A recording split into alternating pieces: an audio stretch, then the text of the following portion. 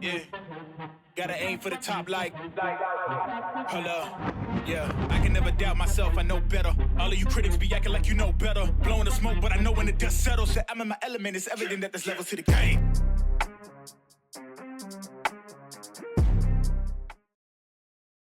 So what's happening, people? Welcome back to the Athletes to Athletes podcast. And today I am joined by my main man, Reid Meyer, co-founder of A2A once again. Last couple of weeks, been talking to some different people, part of the sports community. And now Reid and I are going to get back to some of the headlines that are happening in sports. And it's slightly political, but not in the way that people are thinking, as we have the updates of the House versus NCAA bill, House versus NCAA case. And then we're also going to get into something that is tangentially, I guess, in the same vein of this House versus NCAA case, with a bill that was introduced in the House of Representatives literally the same day as the final approval of the House versus NCAA case, and that's HR 2663. And we'll get into that a little bit later. And like as I said, we're going to start with House versus NCAA. And as we've done a number of times, we've tried to keep our finger on the pulse of this case. And because this case is going to be transformative all around. And I believe it was just the other day, I think it was the 7th, at least it was this week of April, where athletes that are currently in the transfer portal needed to have their schools picked so that they were under the old rules of NIL. And so, particularly for me covering wrestling, this final day of old NIL rules saw, I want to say, around 6 or 7 very high level wrestlers pick new schools. Particularly in wrestling, this has been a very crazy year for the transfer portal, where a number of guys that are All Americans, even a number of NCAA champions or NCAA finalists, have been in the transfer portal and have left their original schools to go to another school. So very kind of transcendent when it comes to this year's transfer portal, mostly, as I said, pertaining to NIL, because as these guys and girls have to pick their new schools, the second caveat to that is that they need to be paid by the end of June under those NIL rules as well. So not only do they need to pick their new school, they also have to be paid with that full NIL kind of purse that they're guaranteed and that they're signing onto pretty quickly. So that was even more urgency for them to pick their new school. But the changes that are going to be coming when it comes to this House versus NCAA case is what is really, really interesting. And I'm going to read direct quotes during our conversation today, Reid, from the judge, and Judge Claudia Wilken, who's been presiding over this case from the start.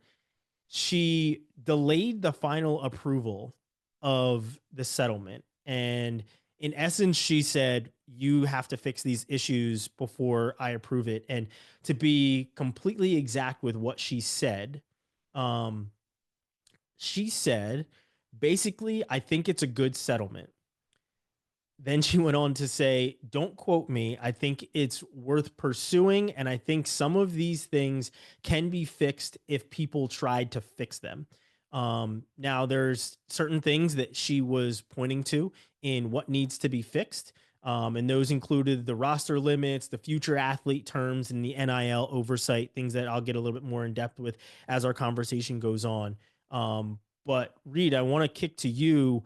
What did you make of, after all this time, we're on our final approval date and the judge says, not so fast. There's still some things that you need to fix.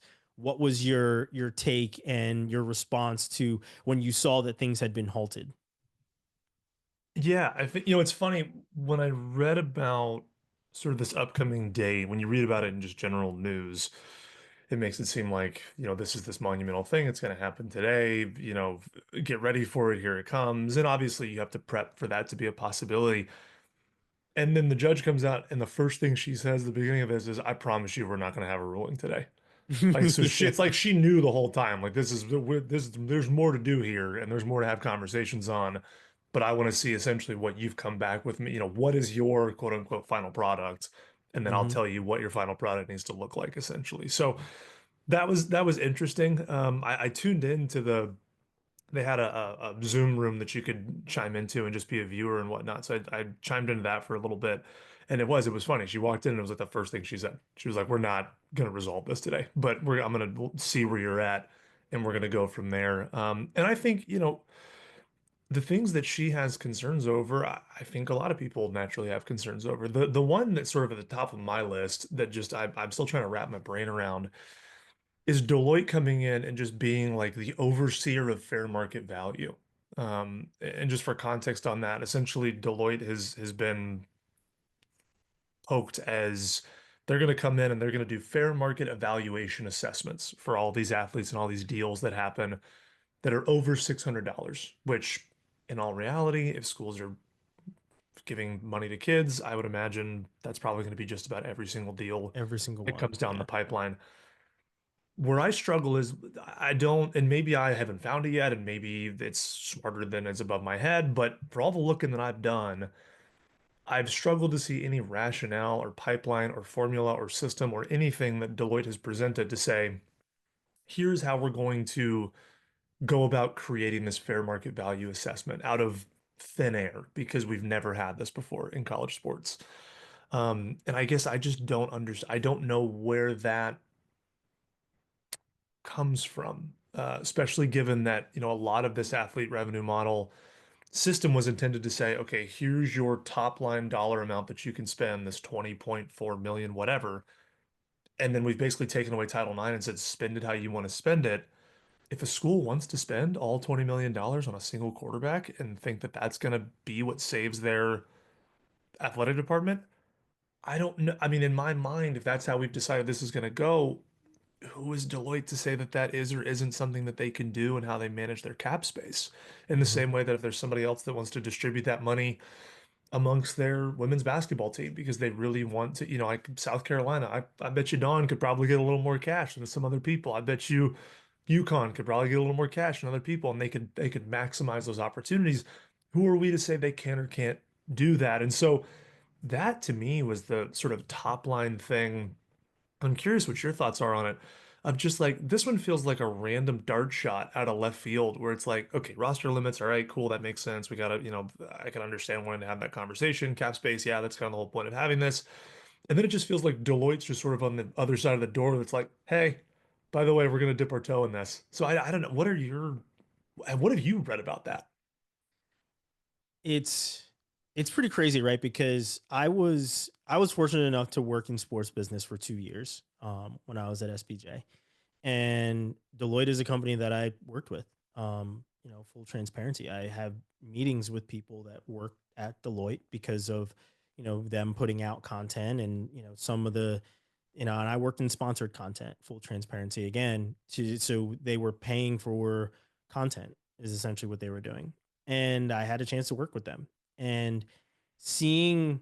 And mind you, before I worked in sports business, I didn't sports are a business, but to what magnitude, right? You know that there's TV rights deals, you know that there's sponsorships, um, which is kind of the macro view of it. The micro view of it is the placement of everything and who's involved in literally what is going on. Um, and that's where Deloitte comes in. And what they do in the professional ranks is essentially what they're attempting to do now in the NCAA ranks. Um, Now, I say all that to say this, right? I don't have insight into Deloitte business practices. No, the meetings I had with them were content based of what should this article look like? What should this, what's in this campaign? It's all marketing things. It's all content things. It's all media based things that I have always worked with. Never business based things with Deloitte. So, um, however, it is unsurprising with seeing the different companies that I was introduced to while I was at SBJ of like never knowing who they were to going to knowing them by name and knowing who their marketing people are, being able to send emails to people in the inner circle, literally having one-on-one meetings with their marketing department and figuring out what the scope of things were, right? And of their content and of the business that was going on while I was at SBJ. So it is unsurprising for me to see, as we, you and I talked before about private equity coming into play. It is unsurprising to me to see more people, as you said, kind of poking their head in the door and saying, "Hey, we could help here," right? Because, and mind you, these businesses don't do that unless it's beneficial to them, right? It's very rare that a business comes in just to do something that is beneficial for everyone. There has to be some sort of ROI on that, right? So by them doing this, they then get a jump on the database of these college athletes, and then they're intertwined into sports even more, because then that data can be used for fair market practices in professional sports where Deloitte resides even more. So while it's like, what are you trying to do in what we still deem as amateur sports in air quotes when it comes to college, it's also unsurprising because that's the road that we're leading down, right? And there's a number of different topics that you and I have gone through that we're going to speak to on different episodes of this, that show that the professionalization of college sports is right down the yellow brick road. We are following that path, and we will get to Oz very, very soon when it comes to college sports looking more professional. So when you see businesses that are normally part of the professional sports lens jump into the college sports lens, now that it is seen, now that college sports are being outed more as the lucrative business movement that it is, for more than just the people wearing suits, it's no surprise that you're going to start to see companies like Deloitte that want to come into play, or Oracle, or big business companies like those that want to now be involved and say, "Hey, we can help here." And in helping, you also have to remember that a lot of these companies are data rich. Data is where all of it happens.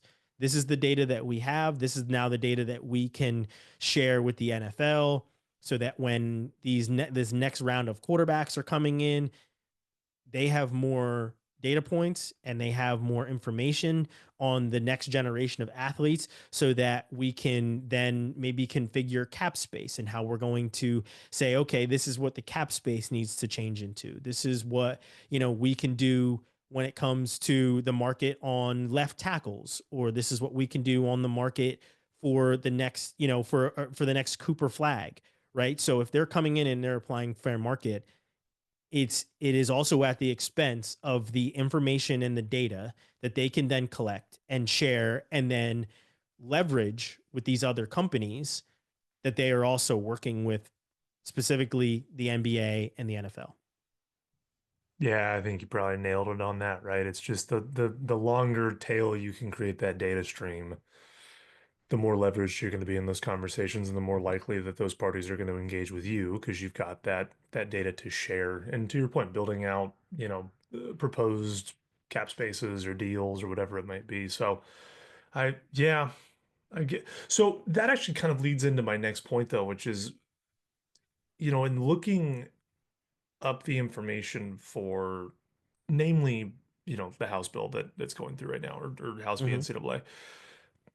NCAA. This is a sweeping type of legislation that's affecting everything within Division One, right? All sports, all players, things like that. I have to work really hard to find any literature at all that is not centered exclusively around football.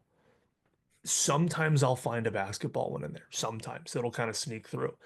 But because it's March kind of, Madness is as big of a deal as it is. Yes. well, yeah, probably because we're in the heyday and they're talking about the different transfer portal rosters and the paid roster and all that kind of stuff.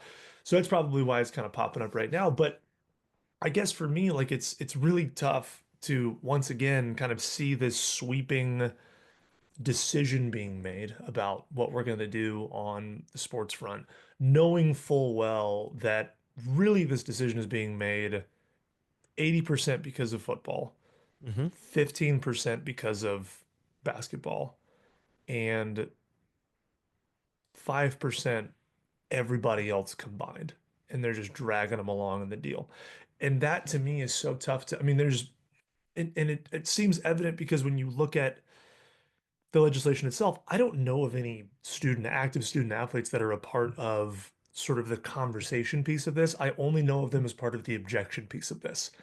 It's like we all just ignored those things, and then all of a sudden, hundreds of kids started opting out and saying, "Hey, what about these things that we all are concerned about?" And it was like, it doesn't really line up with how we want to structure this stuff to fix football or how we want to structure this stuff to fix basketball. And I'm fine if I agree that we need something to address those two sports specifically because I do think those are the revenue sports. I think they're operating in a slightly different situation. But this assumption or this expectation that all other sports need to conform to how those two sports are going to operate, I feel like I'm beating the dead horse here, but that to me doesn't compute. I get that we don't want to take away like sort of this idea that everyone's under NCAA and everyone's under Division One and everyone's all under the same blanket. It's easy and it's the same rules. This was probably the time to have the conversation of like, does it make sense to have a break point here? Does it make sense to separate some of these sports that are going in different directions and have different economies around them and allow these other sports over here to not essentially suffocate under the weight of the deal that's trying to happen for this one to two sports that we really spend a lot of our time, money, and effort on. And that it just feels like every time they have another conversation on this, it's same thing. It's those other sports in the back going like, does anybody care that the UCLA women's basketball team flew literally longer than the circumference of the earth this year to play their basketball games? Oregon's men's basketball team literally didn't take a single class in person. It was all online. They just did class on the road, which I would argue is not necessarily a traditional college experience. And maybe that doesn't need to be the case for men's basketball or other places, but shoot, man, for that to be the forced solution for all these kids, regardless of whether you're at Oregon or you're at, I mean, I don't know, Tennessee Tech or what, insert school here seems strange to me, I guess, is the only way to put it. Yeah, that in and of itself is an issue, right? Because conference realignment is a huge problem. You should not have, the ACC when I'm on my wrestling podcast, it is the All Coast Conference now. It is no longer, like we changed the name completely. So that in and of itself is the issue, right? Because you do have, I mean, for instance, as I said, in wrestling, Stanford was scheduling essential road trips this year because they're in the ACC for the first time. So when they would travel to the East Coast, they're going to wrestle Duke, UNC, and NC State all within a week because they're there. And then they'll fly home and they'll be home for like a week to 2 weeks. And then it's like, all right, now we're going to travel here and we'll wrestle Princeton and Rider. And then we'll hit Lehigh because it's within an hour away. And then we'll leave, right? Like it's an exaggeration, but that's literally how they had to do things throughout the year. But like to get back to the roster limits thing, I'm glad that was finally brought up of that being an issue because I think we talked about that initially where the roster limits were going to in effect take away walk-ons and there's no but the reason why is because and it's I'm a Florida State fan, so no surprise that Florida it would abuse the rule, but they brought in I think it was Miami, maybe. It doesn't matter. They're interchangeable to me. Um, they bring in a very, a guy that was a 4-star recruit transfer.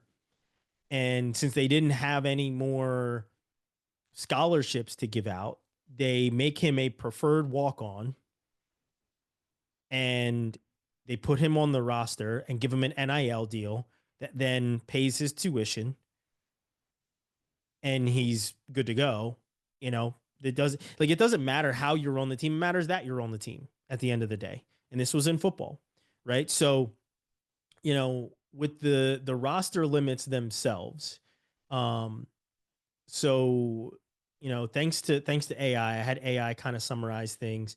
And when it comes to roster limits, it says the settlement proposes new roster limits, which would lead to thousands of athletes losing spots on teams. And Judge Wilkins suggested grandfathering in current athletes to avoid immediate displacement. Because when this roster limit takes over, you're then saying, okay, we have 160 players on our football team.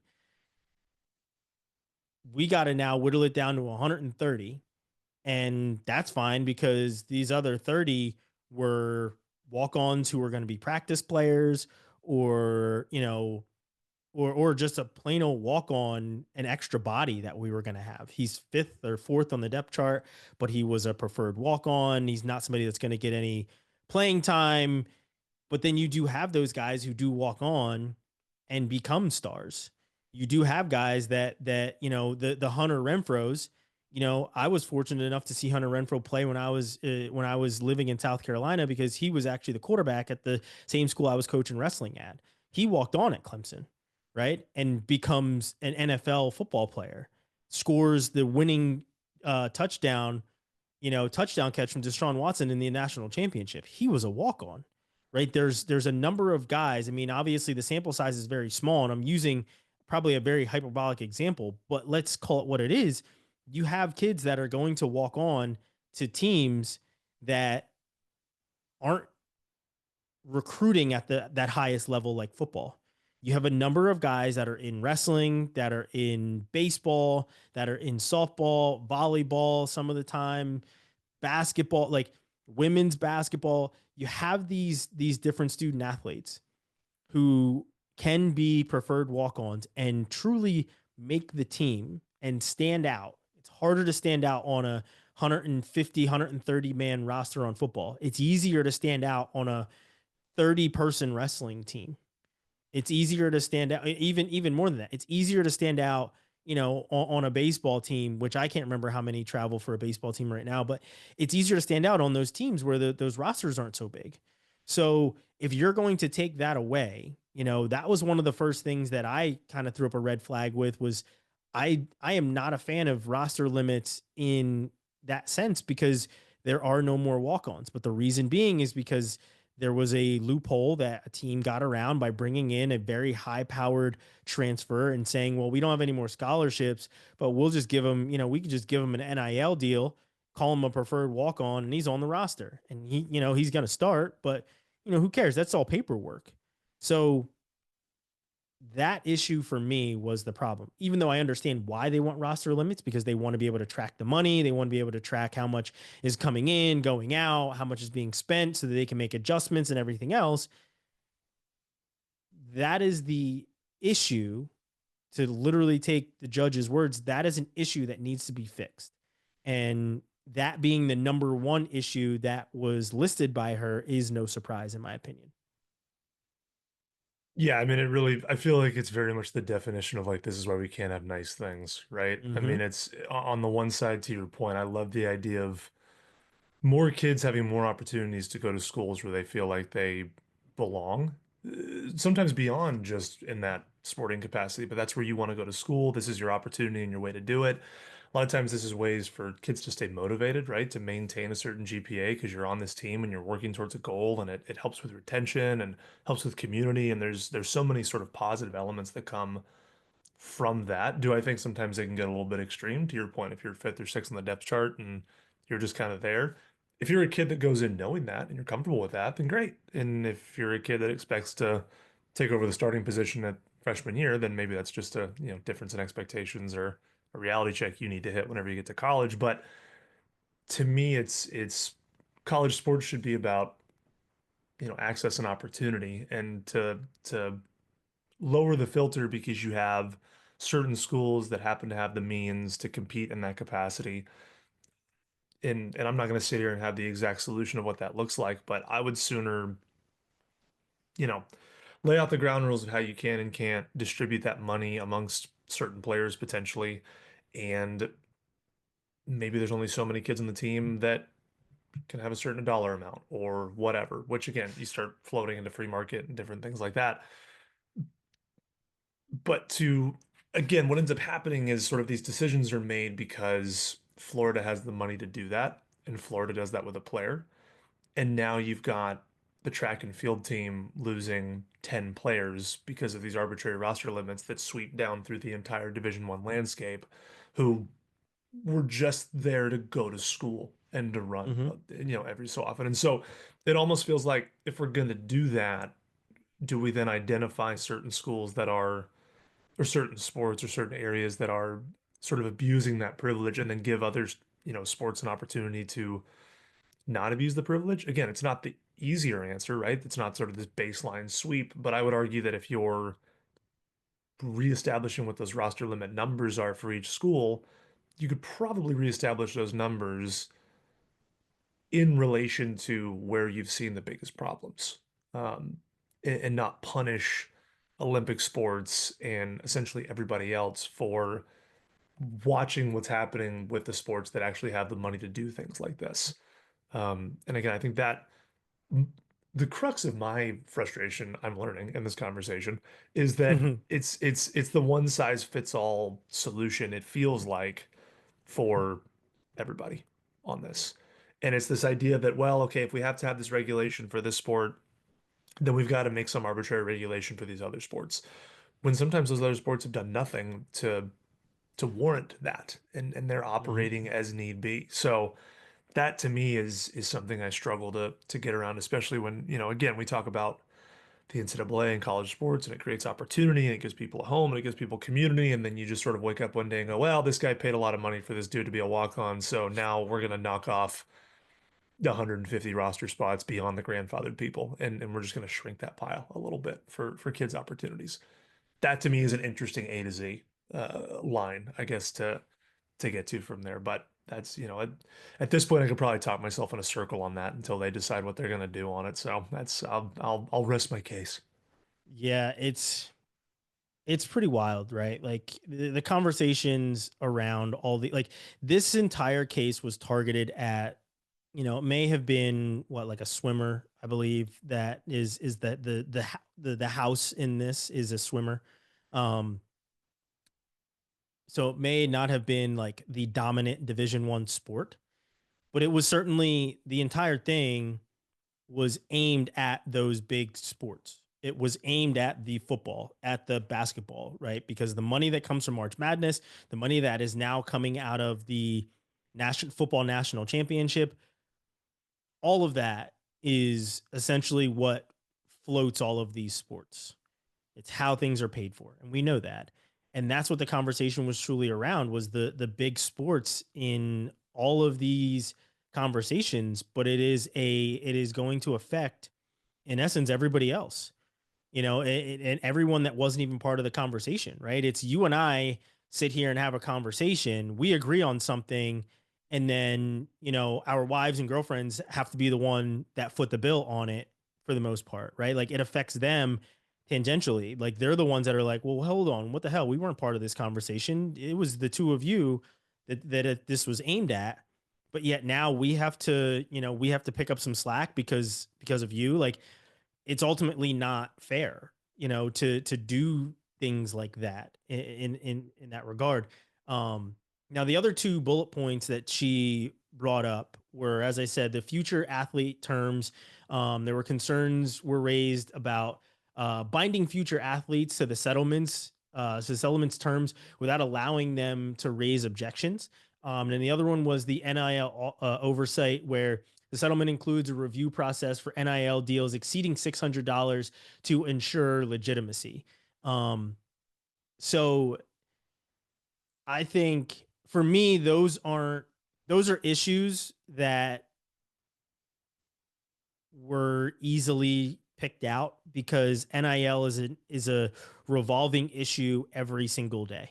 So you're going to continue to have, concerns about any sort of settlements and NIL and, the weird thing for me is that the $600 number was wild because most of the time the people that are part of this conversation, i.e., the Division One big boy, big girl sports, their deals are way over $600, like 100,000 times over $600. So in essence, every single one of these different settlements is going to have to go into some sort of oversight committee where they are able to track everything that Flage is getting from LSU, or everything that any of the quarterbacks is getting from any of their respective schools. So for me, that's a low hanging fruit when it comes to the issues. The glaring one obviously is roster limits because that impacts so much more than just the money in the pocket. But I mean, let's call it what it is. The overall issues of these things is because there are now more line items for them to police. And when that happens and the line items aren't resulting in more money going into whoever's pocket is overseeing these line items, they need to they need to regulate. Now we need to do this. Now we need to do that. So, what are your thoughts on those last two? As I said, future athlete terms and NIL oversight. Last word on those, and then we'll move over to something that could be, considering all of this, I guess, a little obsolete. Yeah, I mean, I agree with you. The $600, it's an arbitrary number, basically so that they can kind of look at whatever they want to look at. And to your point, I think start to build out a map of expected cost, expected revenue, expected deals. It And I is a think it government number, plays. though. I will say that it is a government number, where most, if you, I've had some conversations with some freelance people about different things, and if you make over, I believe it's like if you make over like $600 in a year, you have to fill out certain amount of paperwork, whereas Mhm. everything else under 600, and that's even what they did with like Venmo charges I was and, gonna and say, I stuff think like I get that that too. number on Like, Venmo too. yeah, there's a number of different ways that like 600, it certainly is a top down kind of a thing where that number, even though for us it looks like super arbitrary, came from the government because the government thinks that $600 is apparently a ton of money these days. But Yeah. it So I guess is what it arbitrary is is. the wrong term to use. A number that essentially ensures that just about every Yeah, deal is going to get under the swath of evaluation. And to your point, it probably has a tax implication to it. Um, but I still think it's arbitrary. yeah, agreed. To me, that flows, all the way up through that Deloitte conversation that we had, right? I think it's a way to sort of start to claw back a little bit more control over this. Mhm. The NCAA completely lost control for, from 2021, I think it was, until now. And this is kind of the first way for them to kind of dip their pen back into the conversation and have a little bit of some level of control or autonomy over what is happening, or at least some insight on what is happening. So I think, anything they could do to sort of create an oversight on that, which, yeah, to me, that's kind of what that is. The caps, the market caps, or the other piece that was put on there is interesting to me because I feel like that's where I've heard the most objections from athletes, in the sense of like, basically these people over here that are not college athletes negotiated some kind of a bastardized CBA that we weren't a part of. They've now put a cap on the money that we can earn from these universities, and they're shooting it out there for the next 10 years, and we just have it. So for the duration of time that we're going to be in school, we're capped on what we can do. Now, as somebody who did not play football or men's basketball, I will say that for me, it probably wouldn't have made a big difference. I don't think that baseball was going to be, or certainly baseball I was playing was going to be, widely affected by that number being too small or something being an issue from an income standpoint there. Mhm. But I do understand the principle of there's 500,000 of us, or Division One, there's less obviously, but there's six figures worth of us that are all here trying to understand what's going on, and there's a dozen of you sitting in a room that negotiated the CBA for us on our behalf, and we didn't see it until the judge came out and told us about it, or Yeah. until the lawsuit came out. And I think that to me was the principal sort of concern on that and this whole thing of, okay, you keep telling us that you're gonna advocate for student athletes and you're going to put power back into our pockets and we're going to sort of walk in step and we're going to do this together, and then all we can really do is show up to the hearing and hear what number you guys all decided we're all going to get split up on. So I think it's less the number itself and more the principle of the matter of kind of how they got there in that sense. um and so I can understand where those objections come from, because it kind of feels like that's the only recourse that any athlete has at this point to be heard in the conversation, is to bring that up and to have that. I know like Libby Dunn was one of the big ones. I know there's been, I mean, I think at this point hundreds of kids that have come in with different objections and different capacities, but it all kind of, you know, different font, different script, same story kind of a deal. Um, so that's kind of what I think about that. I do though, in the spirit of, because we've just talked about like legalese stuff for the next little bit, there is a tangential thing that I heard from a Grambling State coach like last week that is an interesting, seeing as though the House deal doesn't address at all the transfer situation. It's not what it's trying to address, but like we still kind of have the Wild West as far as the transfer stuff is concerned. Grambling State coach came out at a really interesting point where like he's getting pissed because people are taking his play, they're having success and then Mhm. all of a sudden they're ended up in a transfer portal going somewhere else. The coach was kind of like, hey man, if we're going to talk about compensation and all this kind of stuff, like for me as a coach, like what's my incentive for recruiting effectively and developing players effectively? I'm being rewarded with that kid going into the transfer portal and leaving me and me having to start the process over 1 to 2 years earlier than I would have normally done so. He's like, what about a buyout? Like, what should, I mean, if a school is going to come and take that kid from me and they're going to give XYZ dollars, should there not be a percentage cut that comes to the university or the program, and then a percentage of that that then comes to me as, the person who developed that talent effectively and put it in a Mhm. position to be evaluated and seen? And obviously that's a super rudimentary way of looking at what that breakdown would be. But like, if we're gonna open the table and talk about all these different, cost adjustments and payments and things like that, I can totally understand how a mid-major D1 coach or a D2 coach or a D3 coach. I heard about it. There's a like a top five national runner at the University of Puget Sound right now, Division 3 runner, who I believe next year. I visited the school a couple weeks ago, and the AD was like, "Yeah, they're going to Washington next year." Like it was just the most casual, like, yeah, it was great. Got a lot of press. They're going to go to Washington next year. And it just, so I, I kind of get where he's coming from. It's hard to get motivated when you feel like you're putting all that effort in and you're being rewarded with that kid then being able to, you don't want to keep them from realizing what that growth is and what that opportunity is, obviously. But at the same time, like, if I'm a coach at that level, I feel like I would just be spending all my time trying to become like a special assistant at one of those big four schools so that I can go see the kids that I was developing from years ago. So I'm curious Mhm. what your thoughts are on that. We'll call it a tangential Yeah. proposal. That conversation has come up a lot, and for me, who's been literally in the thick of it with covering sports, and particularly, yeah, as I've said, wrestling has been the sport that I've covered for over 10 years now.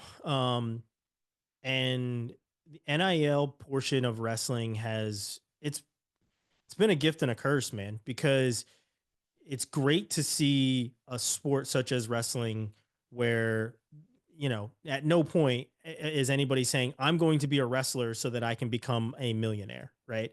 It doesn't happen.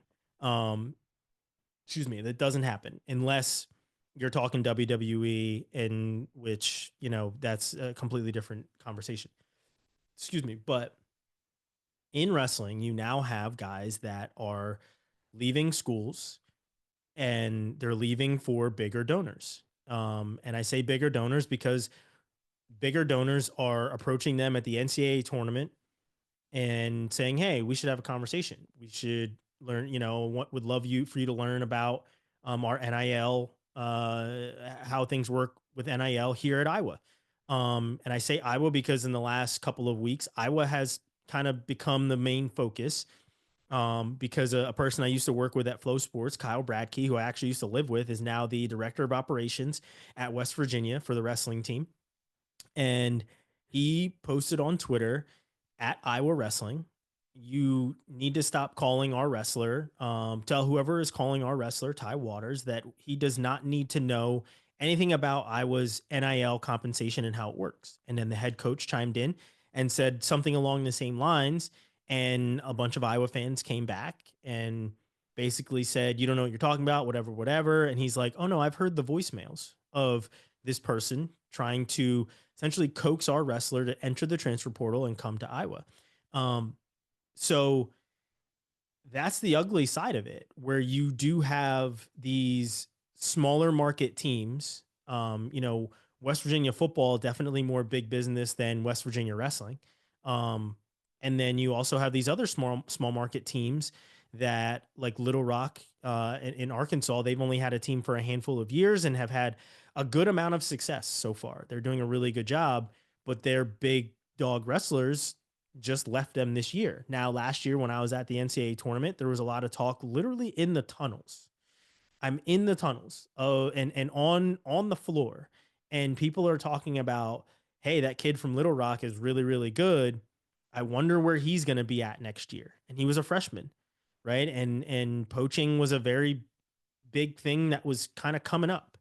And it was like, I wonder where he's going to end up next year. He's too big of a talent to be at a small school like Little Rock. Lo and behold, he does another year, but now he's at Iowa going forward, right? And and him and another kid that just transferred into Little Rock, they spent a year there. They're both going to Iowa, right? So these things are happening where the biggest donors are picking up the phone and making these phone calls to these kids. And there are, from what I'm told, they're not allowed to, or they're, because they're not speaking on behalf of the school, so they're allowed to. But I'm told that they're not, because it is on behalf of the school. They're a donor there, so if you're labeled as a donor, like, there's a lot of gray area that people are misconstruing, or maybe they just don't understand, whatever it is. But that is what is happening, where kids are leaving smaller markets that have developed them and turn them into the name, image, and likeness that they are, essentially. Yes, it takes a kid to do the work, but without those coaches and without that development, that NIL doesn't really exist for you. Because there's a number of kids that are in smaller markets that don't have any sort of name, image, or likeness that anyone is paying for. So my thought on that is that it sucks. It's kind of a double-edged sword, honestly. Like, I love seeing kids getting the spotlight and growing in that spotlight, because essentially they did earn it. They did. They earned their way to be pushed onto a bigger market, but treating the other teams as if they're the minor leagues for your feeder program at an Iowa, at a Penn State, at an Oklahoma State, an Iowa State, those have been, from my understanding, most recently in the sport that I cover, that's where a lot of these kids are leaving schools to transfer to. So, and that's not to badmouth any of these schools. If they're within the rules, then more power to you. I do know that West Virginia did file a complaint with the NCAA. So we'll see what happens, on behalf of Ty Waters and West Virginia, and when it comes to whatever was going on at Iowa. But that's going to take the NCAA to police it, right? I bring up the NCAA mostly because I'm ready to transition into how the NCAA can become obsolete now. As I said, the same day of this case, the House versus NCAA settlement was, at least people thought it was going to be happening. Bill HR 2663, called the Restore College Sports Act, was filed by a Washington representative and it would create the American College Sports Association. The entity, and I'm quoting from an article that is on 3.com. Now, the entity would replace the NCAA and oversee and regulate college sports.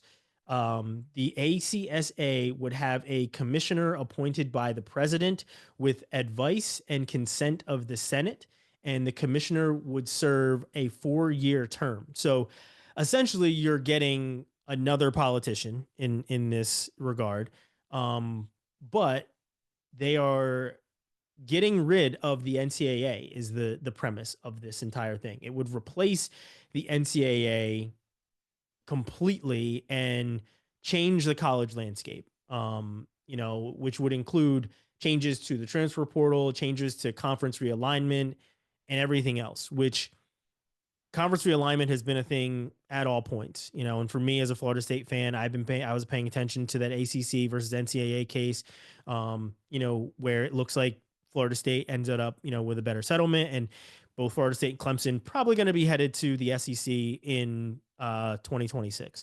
But this bill, if it did get final approval, and pass and everything else, it would certainly shake up the athletics landscape. What are your thoughts on? And I'm probably pretty sure I know what you think about getting rid of the NCAA, but what are your thoughts on the bill in and of itself, and what were your thoughts when I sent it to you? At least sent you Yeah, this article because I know it was probably pretty surprising. yeah, 100%. I think, I at least appreciate that we're throwing out large scale different options to consider things. Mm-hmm. Now, do I think that getting the government more involved in college sports is the solution for all of this? Not necessarily. I don't think that traditionally is not a great deal when you add in sort of a government layer to anything that's going on. That being said, I appreciate the fact that they addressed certain sort of overarching concerns that a lot of folks, myself included, have with the current college landscape. And I appreciate that they're able to come in completely from left field outside of the bounds of, okay, well, we have the NCAA, we have to deal with that, so let's try to see how we can shift. It was like, no, let's just make up a new one and see what that looks like. And I think that thought experiment, if nothing else, to put out into the world, I think provides a really good opportunity for us to all consider what those other options are. For example, you know, while I don't necessarily agree with strictly the time zone capacity, I do think regionalizing conferences once again makes the most sense. Does Mm-hmm. football like that because it probably minimizes their competition scale? Not so much. Sorry, we don't all get what we want. I mean, it's you Schedule have to. schedule out of conference games then. Yeah, exactly. Yeah, schedule out of conference games. Exactly.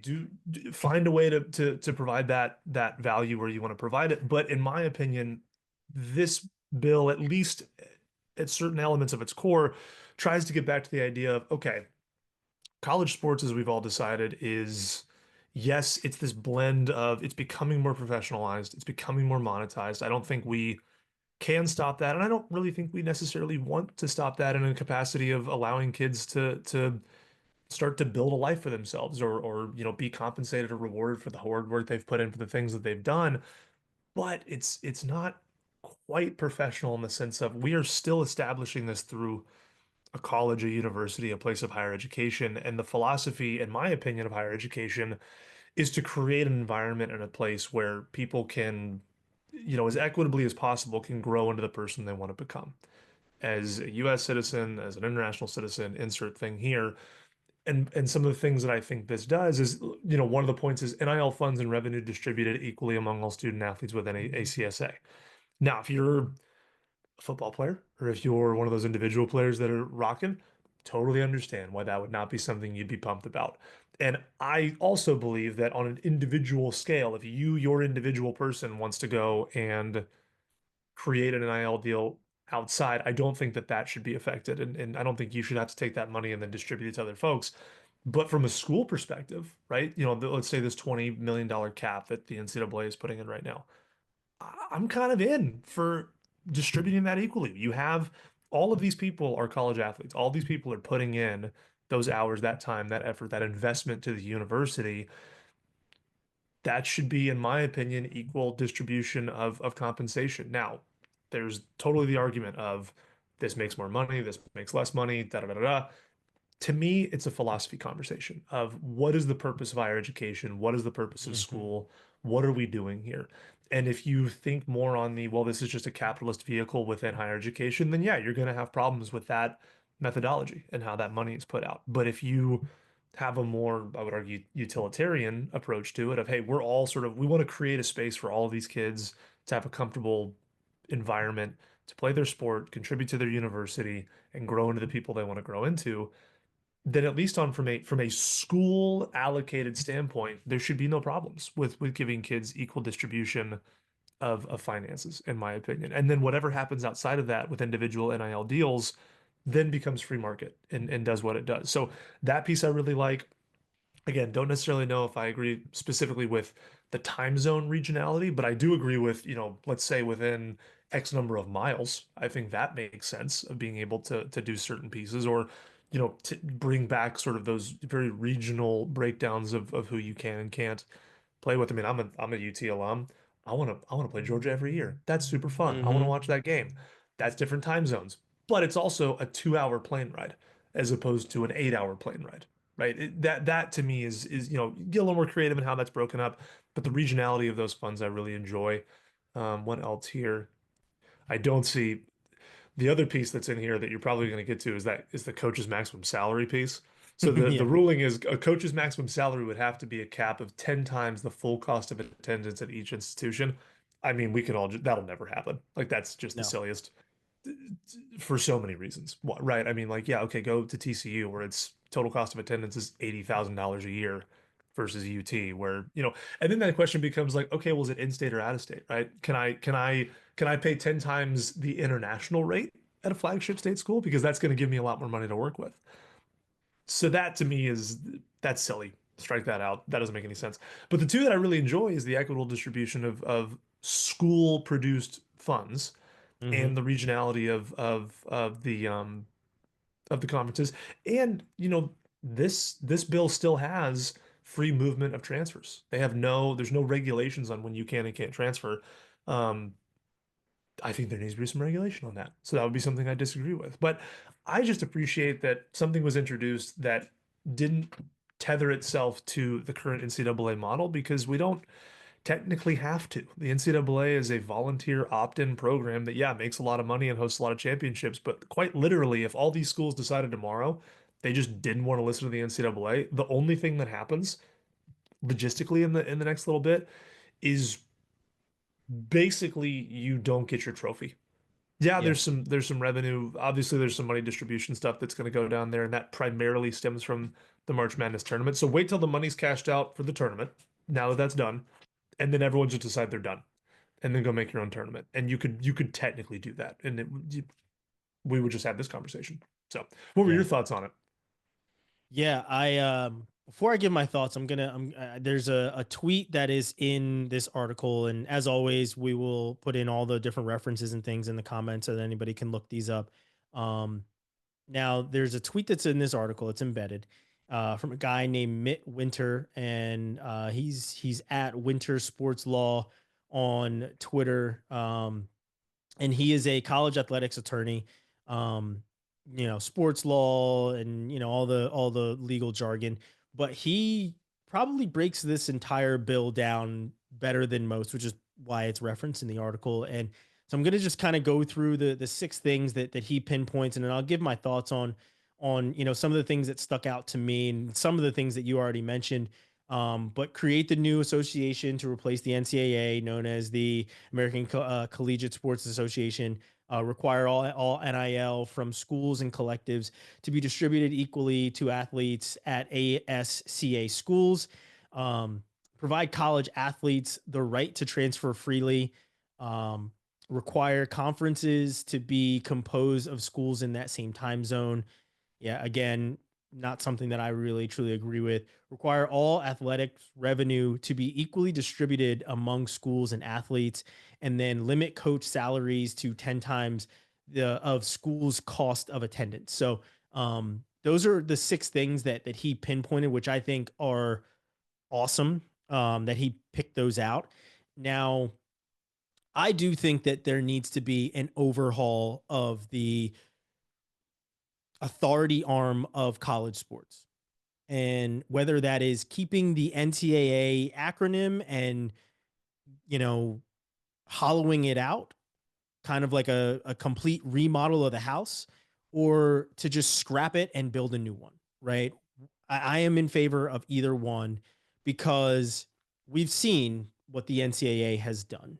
We've seen how they have presided over everything for as long as we can remember and made bad decisions. Not to say that the new ASCA would not make bad decisions. However, if we're ripping something down to the studs and we are not having a figurehead that just holds this position, I am in favor of that. I am in favor of a term limit on the president of the ASCA. Now that obviously brings in some sort of politics and things like that are happening, where your political figures can then transplant whoever aligns with their views and ideals into the ASCA so that it all kind of funnels back to the right people in this in this regard. And I say that with air quotes. But I am in favor of making some changes. When it comes to bullet point number 3, which was provide college athletes the right to transfer freely, um, I'm two sides of the same coin, I guess. I am okay with them having the right to transfer because a coach can decide he's leaving at any point, and he or she can decide that she's leaving at any point that they want to. So athletes, an 18-year-old kid being bound to their word, but a coach being able to quit a job and leave and uproot and change things with no notice or whatever else, that's not equivalent to me, right? You're a grown man, you're a grown woman, you're a grown adult. You should be held to grown adult standards. And if we can't have our coaches abiding by these things, then how are we going to have a kid abide by these things? Now, I say all that to say this: the transfer portal windows that we currently have are stupid. They open up during seasons. Transfer portal windows open up while the seasons are still going on, particularly the national championship seasons when they're going on. The number of athletes who we saw in football that had to make a decision while their team was in the playoffs of whether or not they were going to leave or not was ridiculous. Same thing with this year. As I said, I bring up wrestling because I cover it and I'm in that community. A number of wrestlers were already said to be leaving their colleges and universities as teams were flying to Philadelphia for the NCAA championships this year. The NCAA transfer portal window needs to move for all sports. You should not have your team still be in season and have to worry about who's transferring and where they are going. That should not be something that you are worried about during the season, because ultimately what could happen is you have a coach, say you're one of Dawn Staley's players at South Carolina, and this season wasn't a season for you to be a starter, but next season can be your year. They're in the middle of March Madness and you decide that you want to leave the team and you want to transfer because this donor or this team or whatever else has a better NIL deal over here. However, you can play a bigger role in one season if you were just able to be patient, wait till you were out of the tournament, and have a conversation with Coach Dawn Staley. And she said, you know what? I see you as an integral part of this team. You're going to play an integral role next year. It is not your time right now, which is the conversations that used to be had with athletes all over from Division I to Division III. I had that conversation with my coach as a Division III football player my freshman year, where he literally told me, you are in development right now as a freshman. You probably won't see the field this year. And I didn't. I saw 2 games as a freshman. And that was it. But I had to bide my time and not leave because I felt like there were greener pastures somewhere else. Now it looks like the grass is greener all over campuses all over the United States. So the transfer portal, while I agree that they should be able to transfer and leave after a season if something doesn't go right, if they're not happy there, whatever their reasoning is, the transfer portal needs to open when the season is over. When the team, not just the team season is over, when the sports season is over.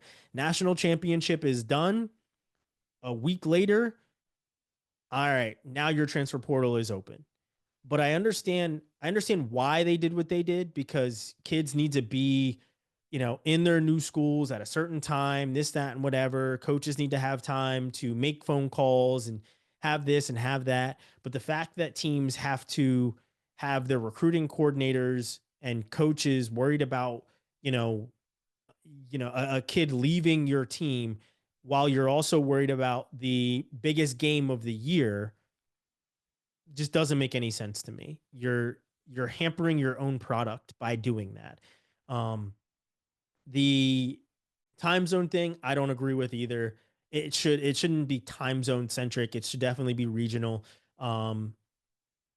Athlete revenue to be distributed among the schools and the athletes, I think was already happening in the first place, right? Everybody was talking about, and what I mean by that, right? I don't mean NIL revenue. I mean true school sports revenue. School sports revenue would come in for the football team or the basketball team or whoever your flagship team was, and it would be distributed to the rest of the school. And that would happen all the time. Now NIL happens and they're like, all right, well, we need 80% of this money for the football team, right? Like that's where all the money's coming from. We got to distribute it here. If the same sort of application was applied, I think they'd be in better shape. Then outside of that, it is free market. Your quarterback has a conversation with Nike. Your point guard has a conversation with Adidas. More power to you. But within those NIL constraints of the schools, there should be salary caps. Allow them to have agents, but no one in college should be getting paid millions from your school to go there. You should be able to be paid millions from endorsements, and truly what NIL really is. NIL is your ability to go out and use your name, image, and likeness, sign autographs, be paid for an autograph signing. Fine, do it. Anything that Johnny Manziel did when he was at A&M, that's what NIL truly is. Signing autographs, being the celebrity that you are. Your school, when you sign that contract, you're also agreeing for them to use your name, image, and likeness. And now they can compensate you for it. And they can compensate you for it within their constraints. I think that should happen for schools so that you aren't getting people misplaced and displaced from this school to that school because, this school can pay more than that school can.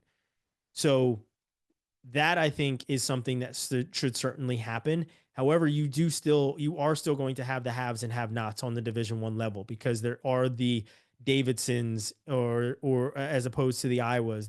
You do have the West Virginias as opposed to the Penn States that might not have the same amount of capital to distribute to all their players so that it is even.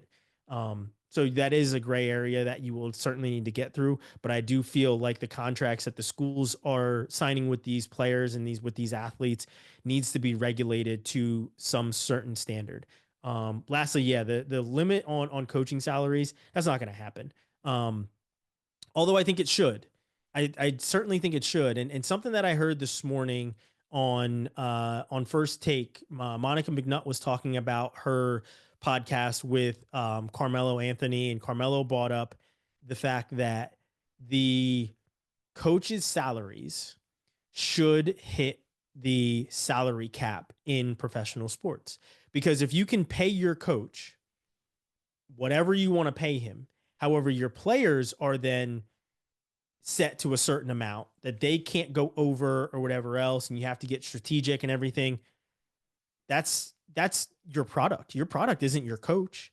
You're paying way more for your coach. I mean, and in most instances, your players are making more than the coaches, but you're just free to throw around as much money as you want for a coach. And when a coach gets fired, like the Bucks coach just got fired. The Nuggets coach, sorry, just got fired the other day. he's still they're still on the hook for that contract. He's still getting paid from that contract. They have to honor that money. However, when a player gets traded, that contract can either go with him. There's a lot of things that can happen. If I get fired from my job, that it's not like I signed a contract. They were like, hey, we're going to give you X amount of dollars for this long.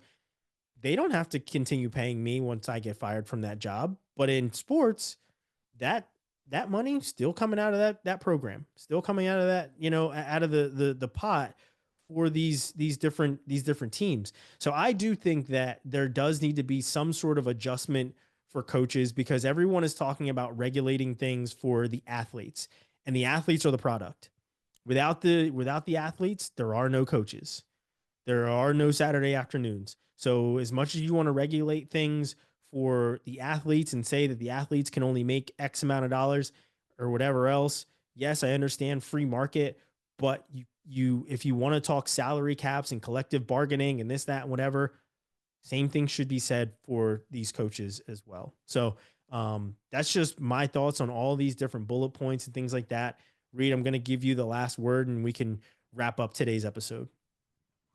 Oh, I'm just so happy that it's simple problems and simple solutions. We hashed it out, we fixed it. It's all good. No, it's interesting to watch this all develop. I don't really have any more beyond that. I feel like my head's already a little bit fried from talking about it. So it's going to be interesting to keep watching it to see what kind of gets finally approved in the House case, and then I hope that people continue to introduce wild, not wild, completely different ideas in this whole thing, just to see what comes out the bottom. Yeah, I agree. But I do think that, wholesale change definitely needs to happen. I think we're on the right track. I just don't know if we have the right people steering the ship, and that is yet to be determined. I do like that there has been a halt to the approval of everything. Maybe next time we will discuss the objections, specifically Livy Dunn, who is probably one of the most high profile athletes in the world at this point, throwing in an objection. Because call it what it is, but the dollar amount that Livy Dunn has, next to her net worth is going to be, it's higher than the quarterback in some of these places. So, we'll dig into the athlete voice. Will be on the side of the athlete next time, but I do believe that there should be some wholesale change. And that should come very, very soon. And I'm anxious to see how they do fix these things that the judge wants them to fix, and how all of these things are going to shake out. Right. But as always, we appreciate you guys listening and watching the Athletes podcast. We appreciate your comments. We appreciate you subscribing. Please continue to listen, share all the different things that we have. We'll have more coming for you guys on next week's show as well. And we appreciate it, and we'll see you again soon.